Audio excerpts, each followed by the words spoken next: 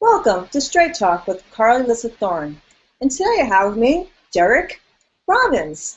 So today we're going to be talking about some performance coaching and all about self-development. So welcome, Jairek. Thank you for having me. It's been a long time since we've seen each other, but I'm really happy to have you here with me today. I'm excited to be here and hopefully share some amazing insights with everybody listening in. So first I'd like to ask you, what got you involved in the self-development field?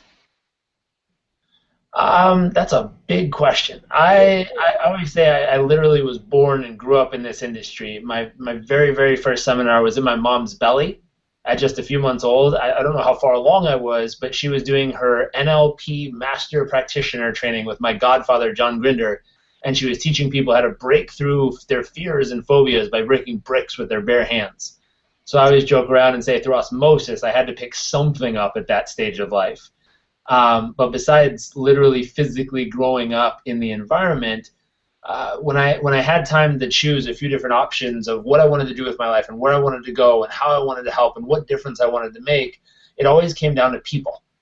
And what really got me into this is the passion to help people. What I figured out along the way was it's less about the vehicle you use and it's more about the message you're trying to get to the world. And my message is to help people live the life of their dreams and life on their terms of what they really want to do with who they are and what they're all about. And the other piece of that message is physically hands-on helping them. As much as I like writing checks and donating towards great causes, I like physically helping people and being a part of it right there in the moment. So in that, I figured out that as of right now in history, coaching, speaking, and training is the best vehicle to help me get this message to the world. What's interesting is thanks to YouTube and other social media channels, there's better vehicles that are coming through that give us the ability like this to broadcast to thousands or millions of people at once instead of just working one-on-one or in a room that fills maybe 5,000 people. Now we can reach millions instead of just thousands, which is beautiful. So what's fun is the evolution of what's being available of how to reach even more people to inspire them along the journey. I agree with you completely. A lot of people shy away from technology, and I love doing these shows because you're right. And it's hard now more and more to film rooms because people have families, they have children, they have jobs, and a lot of people want to spend their weekends at home with their families. So it's getting harder and harder to do live workshops because people are just very busy. And so these type of shows allows us to share whatever our inspirations are, our valuable tools and tips that we have for people, and they can listen to them when they have their free time. It could be at their lunch hour, and it could be sitting in their chairs at home, and they can also share these tools with their families. So I think this is a great venue. Not only that, but we can reach people in third world countries and people all around the world now. So I love this tips and tools that we have that we can use now, like Vimeo, Google Hangouts, Skype, and I think this is really valuable tools. So one thing I'd like for you to do, because you do have a really, like you said, from the womb on now, been able to study, learn through some amazing mentors, very valuable self-development tools. So what are some of your favorite tips and tools that you can share with people that you've learned along the way that you've used in your own life and have walked the talk, because that to me is very valuable, that you would like to share with the audience? Sure. I'd say if you rewind and look throughout my life, there's some very important lessons that have happened in the past decade of my life. I just turned 30 a couple weeks ago, and as young as it is, it's an eye-opening experience to just think back and be like, wow, 3 decades. I realized I've been coaching for over 12 years now, which blew my mind. Worked with thousands of clients from all over the world and speaking for over 10 years now, and I was like, wow, I'm old enough to do things a decade long. And it's silly, and I know it's still getting started in my world, and for most of the people it's still a young age. But looking back over the last 10 years of my life, I looked for what are the most important lessons that I really learned about life that are needed so much in today's society, and needed not just in the US, but worldwide. And one of the biggest lessons I learned along my journey was how to fall in love with hard work, and not how to work hard. because there's a mistake a lot of young people make nowadays. And young people, I always term, if you're below the halfway mark in your life, meaning if people live over 100 years old and you're at the 50-year-old mark or younger, you are young. You're not even halfway. And even in your 60s, you're still young. 70s, getting older, but 60s, 50s, 40s, you're still young. There's a very, very large chunk of people that because of the good-heartedness of their parents and the generation before us, they gave so much and worked so hard to give you the ability to get an education or go to good school or have the necessities taken care of as you grew up, that it robbed you from the hunger and drive of wanting to build something. And it gave you a dependency of wanting to reach out to a family member in need or wanting to reach out to your mom, your dad, your uncle, your grandma, your grandpa, somebody when things get tough. And I watched this in some of my own friends, family members, even parents. And you watch this happen, and then it built a generation that is now the millennials being taught you can do anything you want with your life, and whatever you want is yours, and go out and live your dreams. And life is all about making yourself happy and abundant and fulfilled, which is beautiful. At the same time, it created these young people who we get caught up knowing how to work hard at the things we like to do, but avoiding the things that are actually hard work that we don't enjoy. And one of the biggest lessons I've learned is not how to endure hard work, not how to survive hard work, not how to make it through it or last until I, make it to the other side. How do you fall in love with that process of doing the things that you don't necessarily love? How do you really learn how to enjoy every moment of it? And it came down to really just switching two things. Your perception of what it is you're doing, getting rid of the ego, letting go any of that entitlement attitude of I deserve better than this, I should get paid more than this, I'm smarter than this, I'm better educated than this, they should be paying me more or valuing me more. Letting go of the ego, figuring out that life owes us nothing and that we owe everything to life. And instead of saying, what can I get out of this, turn to how do I give more of myself to this? And what can I give to this? And how much more of myself can I pour into this, regardless of what I'm getting back? Because what I give will absolutely amplify in my world and around me. People want to try to be the most valuable person within a company or organization, yet they're adding the least amount of value to that company or organization. So how do you get into the mindset of how do I give the most and add the most value to everything I do and every person I deal with? Secondary factor is once you get into that mindset of really falling in love with adding value and really pouring your heart and soul into something, secondary factor was how do you fall in love with life no matter how much or how little you have? And this is a big thing that you hear stories that were in the paper of the Russian man who was, I think, the third richest man on earth, and right before the financial stuff shifted worldwide, and all of a sudden the financial stuff shifted, and the guy rose from number 3 to number 16. And because he can't take the drop emotionally, he throws himself in front of a train because he's only the 16th richest human being on earth. And I don't know about you, but I could survive being number 16 in the world. But for some reason, this gentleman couldn't, so he took his own life.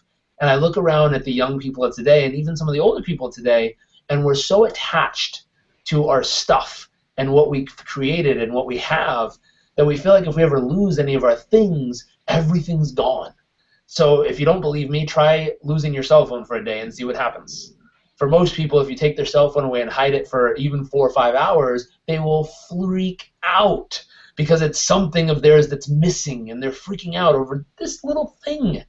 But at the same time, we're so attached to our stuff, we've forgotten what it is to fall in love with life at its simplest form. And one big lesson is I went and spent 3 months stacking lumber in Canada, learn how to fall in love with that hard work. I remember having my own moment of my breakdown to my breakthrough where I was sitting there stacking lumber, and I heard all those thoughts of entitlement show up in my head. I should be getting paid more than this. I'm more valuable than this. I have a degree. I should be doing a job that is valued more in society. Granted, I wasn't getting paid anything because I was working for my family. But that thought process existed, and I had to break through it and get myself to that value position. Second, I spent 3 months living in a village in Uganda, no running water, no electricity, no toilets, learning how to fall in love with life at its absolute simplest form. That way you fall in love with community, conversation, connection, the people around you, the ability to just live life, to breathe and soak in all the beauty around you and really value it and cherish it for what it is. And in that moment, it brought me back to the simplest form of remembering how abundant we are from the inside out, the beauty of life that exists around us, and how to really enjoy every moment of it. Now, from those life lessons, it really set up a foundation to go, take life and make the most of it. Because from a total place of abundance, and also from a place where I knew I was only here to serve and give everything I could to the world, expecting nothing back in return. So those are really key, valuable things that you said. First of all, I think everybody should go to a third world country and experience what it's like not to have what they have. I personally grew up from the time I was 5 in Mexico, Venezuela, and Brazil. So I had that experience of knowing what people don't have. Now, of course, I wasn't living like that because I lived in a really nice house. However, I also experienced what others didn't have because obviously I've been to those places in other areas while I was living there. So I got to experience both and.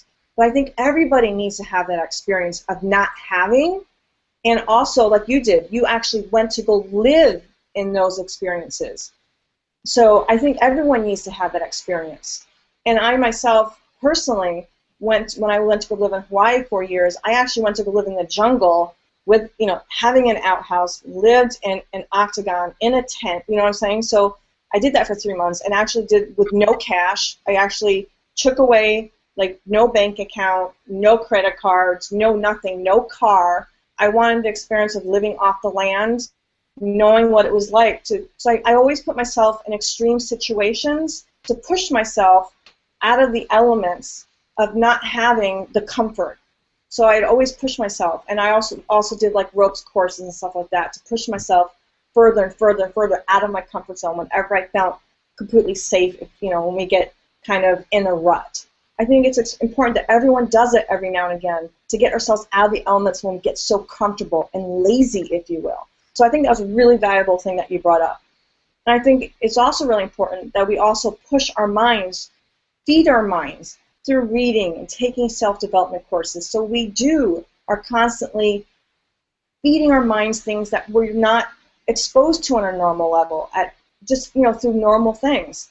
So I think you and I, because we've always put ourselves into the self-development mindset, we've pushed ourselves, and a lot of people don't do that. And I think it's such a valuable tool. Do you not think that's true? It is a valuable tool, and instead of self-development courses, go have self-development experiences. Exactly. And a lot of people nowadays learn all kinds of great stuff, but they never apply it. They sit through university classes, they get a degree in something, they have an official stamp and seal that says they're certified in something, whatever it is, whether it's massage therapy or Reiki, all the way to a PhD in medical science. I don't know what they studied, but they do very little with it. So my thought is, instead of getting a piece of paper and earning the stamp that says you know what you're talking about, go get the real life experience that goes with it. Meaning, I met doctors in the village of Uganda who, instead of doing their residency locally in the city they lived in, they flew to Uganda for a few months every year and did their residency there.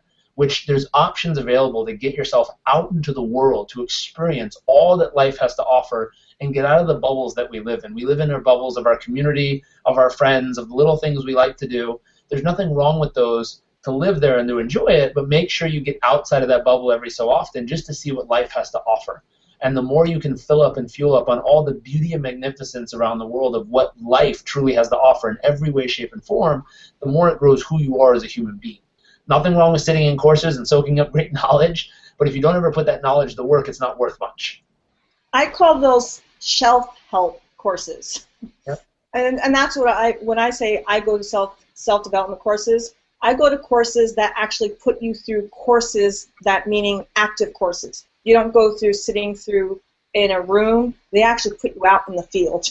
So I've always gone to courses where it's been both and, where it's partially inside of a room, the rest of it's outside. I personally can't sit through hours and hours and hours of being in a hotel. That to me isn't absorbing. I have to actually take something and do something with it. I've done both. I mean, obviously I've done courses where you're inside. However, for me, I like to take what I have and walk the talk. So I agree with what you're saying. You have to actually take the stuff and actually absorb it and integrate it and do something with it. Because otherwise, it's actually taking the course and putting it on a shelf. You won't actually see any results. You have to actually apply it and do something with it. I absolutely agree with you. So I also know you actually have a beautiful organization that you have developed. So what are you doing with that? What are you actually doing with it and encouraging people to do? So talk to me about your company. Sure. I built my company 5 years ago, partially just out of possibility of seeing if it was possible at the time. I was working 3 jobs for my dad's company at the time. I was doing coaching for them. I was working at the warehouse, stuffing boxes and organizing stuff. And I was also doing inside sales to supplement my income. And I was at a point in life where I really wasn't happy with what I was doing, but I was just doing it because it was available. And I found myself where most people find themselves when they first get out of school or first hit a point where they're looking for a job. Instead of saying, what do I feel that I was made to do on this planet, and what are the gifts and talents I want to take to the world, most people say, well, what's available? What jobs are open right now that I can go apply for and hopefully get one? And there's nothing wrong with that in the beginning to supplement your income and to get a foundation to use to build upon. But that's not necessarily the best approach in the world to find what you're going to stick with forever. It's a good starting point, but it's not a good lasting point. And that starting point for me, I had 3 different jobs. I busted my butt. And I attended a course that was teaching about setting up your own business and internet marketing and all these great tools. And I decided to use it. I literally took the book home and I said, I'm going to read through this book and I'm going to figure out everything I can apply to see how it works for me. And it's a big proponent of who I am. I like to test stuff. I don't like to believe what people tell me. I like to see if it's real. So I took the book, opened it up, went from chapter 1 to chapter 12, went through all the different chapters, and every single chapter I just applied it and see if it worked for me. Some of it did, some of it didn't. A-okay. But as I did that, I literally got to a point where I started a business. I put up on, we have a rainstorm here. I don't know if you guys can hear that. It's downpouring outside. It's beautiful. Reminds me of Central and South America. But literally, I just went through it and started applying it from online marketing to building a website. My first website was horrific, but at least I did it. I just took action, got it up there. It was a black and white website. I didn't know how to create a banner, so I said welcome at the top in black and white. I had a picture of me in black and white because I didn't have a color one at the time. I had a small bio of who I was, and it said coaching at the bottom. And then it had 3 packages, 3 months, 6 months, 12 months, and a button that said sign up here. And I don't know how in the world it worked, but I got my first client, which was a partner of a law firm in London who hired me to help his team with time management and efficiency. We did very well for them. They recommended us to other people, and it helped grow my business. That's how it started. And it started from the front den of a house where I had 3 roommates I was renting the house with. And they used to stick their head in my curtain because I had a curtain as a door. And they'd stick their head in and say, what are you doing in here? And I'd look at them like, building my business. And they're like, Bull, what are you really doing? And as my business started to take off, I went from 0 clients to 52 clients a month in my first 8 months of business. I went from 0 in revenue to 100,000 in revenue in that first 8 months. And I remember them sticking their head in the curtain and be like, are you doing something illegal to make all this money? Like, what are you really doing here? And I started laughing because it was working and it was growing and I was busting my butt. And what I did is a lot of people, I get this question all the time of how do you make all your money and how do you grow your business so fast in the beginning? Great question. At the same time, it happened because I really, really, really fell in love with the hard work. Not just the stuff I liked doing, but the stuff I didn't necessarily love doing. I fell in love with it and I got very good at doing it every day no matter what. Second, I came from a place of absolute abundance.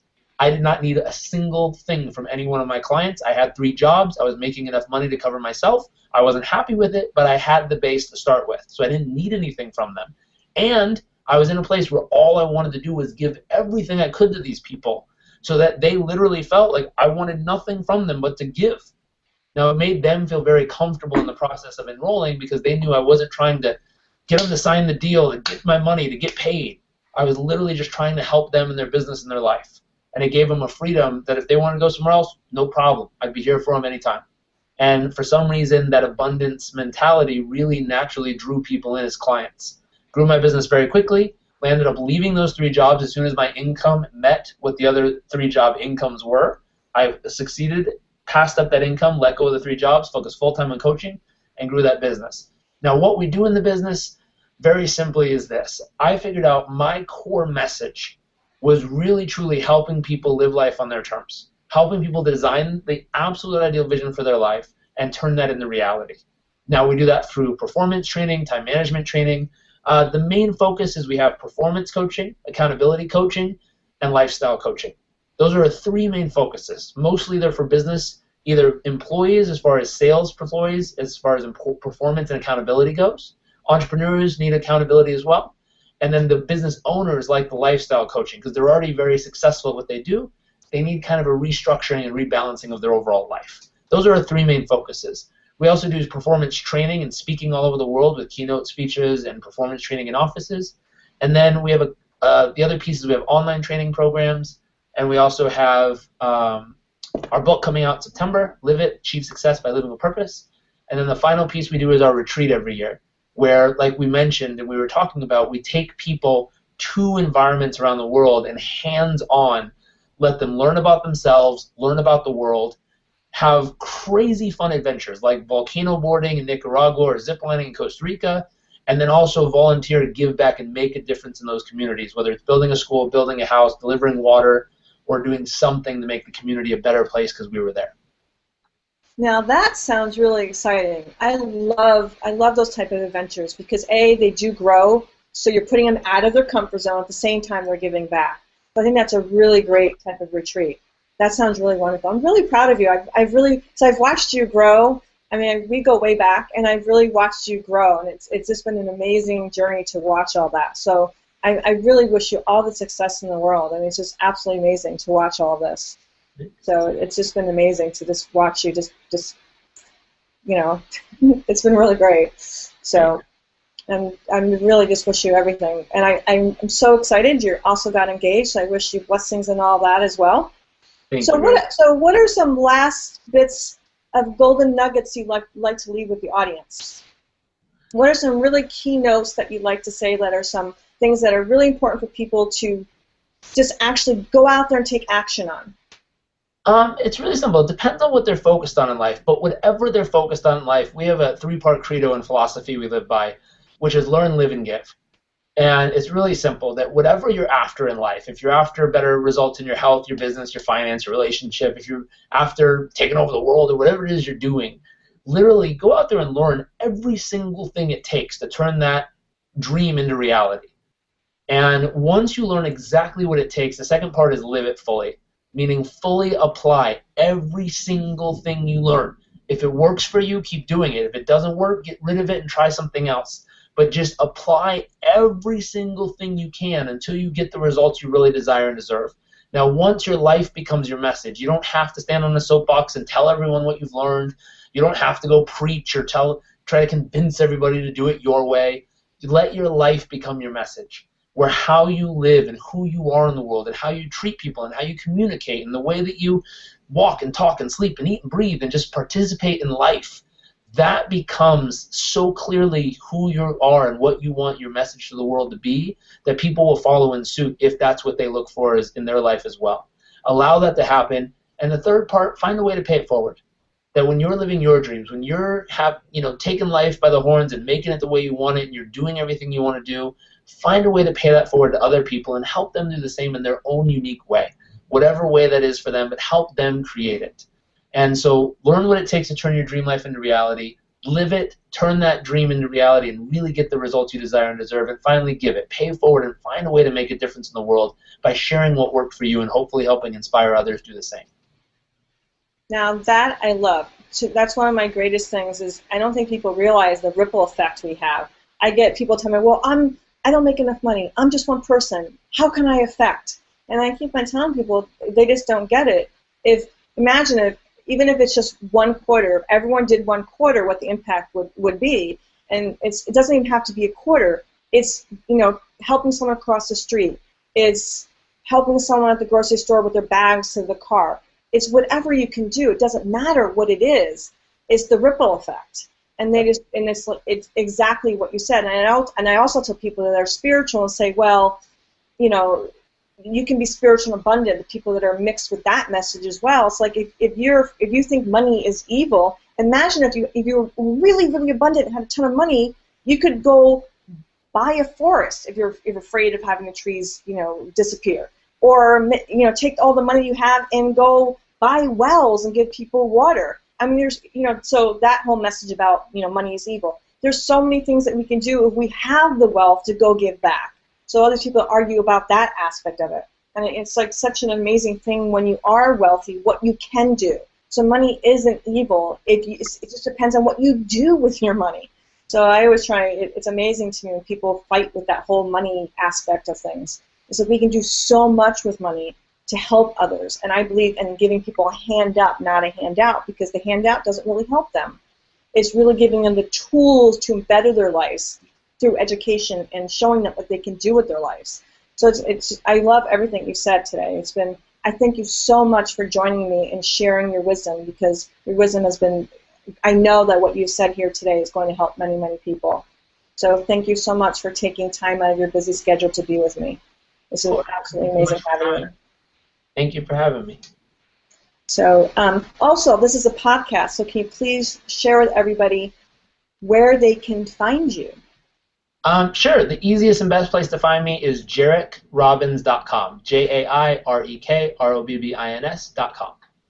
And as everybody knows, I put together an entire blog post that has all of Jairek's information. It'll have his website, all his links, and all his information where you can find him. You've been with your host, Carly Alyssa Thorne, and you can find me at CarlyAlyssatHorne.com. I wish everyone a beautiful afternoon and evening.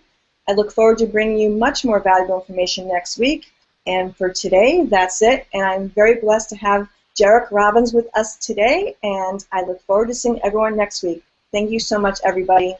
And thank you so much, Jairek, again. It's been wonderful having you.